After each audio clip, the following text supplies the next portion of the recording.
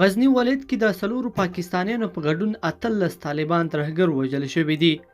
ملي دفاع وزارت وايي تېره ورځ دفاعي او امنیتي ځواکونو د غزني ولایت مرکز او مالستان ولسوالۍ اړوندو سیمو کې طالبان په نښه کړي چې په پایله کې د 4 پاکستانیانو په ګډون 18 طالبان وژل شوي او 15 تنه نور ټپیان دي.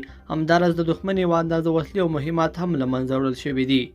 بلخوا لغمان کې د طالبانو د یو مهم قومندان په ګډون 11 ترهګرو طالبانو ته مرګ ژوبله اوښتې.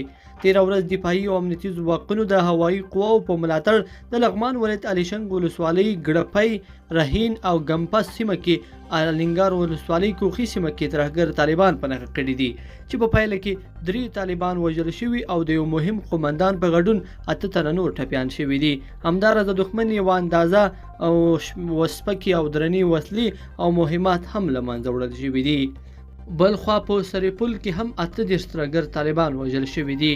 ملي دفاع وزارت وايي تېره ورځ هوایي ځواکونو د سرپل ولایت بلخاب ولسوالۍ اړوند کې طالبان په نښه کړل چې په پایله کې 18 ترهګر طالبان وژل شوي.